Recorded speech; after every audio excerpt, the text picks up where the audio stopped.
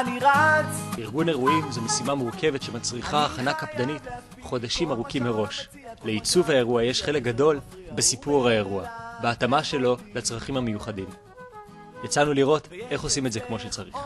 באירוע מה שחשוב בעיקר זה שאנשים נכנסים והם מקבלים בלבול. הם מכירים את המקום ולא מכירים. הכניסה הראשונית שתהיה אפקט של וואו. אין דבר אחד שצריך לעשות את זה. הרבה אלמנטים יעשו משהו של וואו. איזה פריט, איזה עיצוב, אני אניח דווקא על השולחן הזה, שהוא יקבל איזשהו תאוצה אפ, שהוא יהיה יותר מורם. איך אני אגרום לכניסות שהן יהיו יותר מרשימות. בדים, וילונות, העילים, כל מיני אלמנטים שיעשו אווירה. אתה רוצה לעשות אירוע לבת שלך. אז אני בדרך כלל שואלת איפה המקום, מה התחביבים של הילדה, מה הדברים שאתם רוצים להראות, מה חשוב לכם, כמה עיצוב הוא בכלל הנקודה הראשית של האירוע. יש כאלה שקודם כל חשוב להם האוכל ופחות חשוב להם העיצוב. אנחנו מתמקדים בכל חלל האירוע שהוא ייגע בהכל. אם זה במרכז שולחן, באווירה, ברעיון, פנטזיה, חלום. מזה אני מגיעה לאיזשהו קונספט שאני חוזרת עליו. הוא מאוד מורגש. אי אפשר לפספס את העיצוב. העיצוב הוא מאוד עם כוח. גם אחרי ששאלת אותי את כל השאלות, לא הצלחתי לבחור את העיצוב שמתאים לי. מה עוד נעשה? מה יהיה השלב הבא?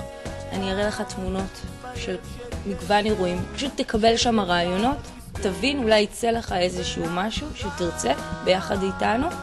נגיע לאיזשהו קונספט ואז נתקדם, אבל בוא נראה קצת תמונות.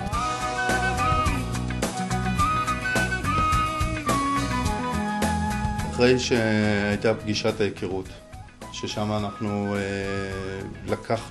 משכנו את כל הרצונות והדרישות שלכם, אנחנו מסכמים את זה במין איזושהי הזמנת עבודה נקרא לזה, ואז אנחנו נפרדים כאשר הצוות כאן מתגבש לפגישת ציור מוחות. זה אומר המעצבת, זה מי שניהל את הפגישה איתכם ומנהל האירוע. מעלים כל מיני רעיונות, מתחבטים עם הדרישות, הצרכים הגלויים, הסמויים, ומגיעים לכדי קונספט מלא לאירוע, שאחרי זה נכנסים בקונספט פנימה לכל אזורי עיצוב באירוע, ופורטים אותו לפרטים הקטנים.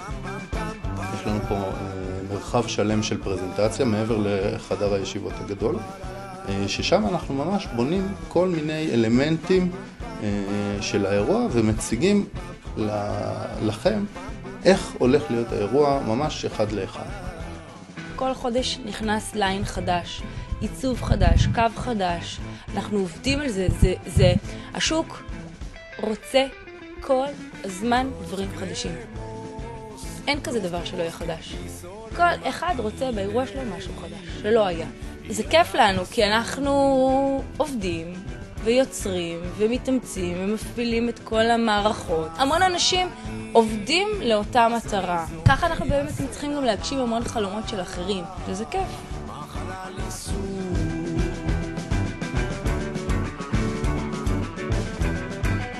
Κάθε με κοντά σου, γιατί σ' αγαπώ.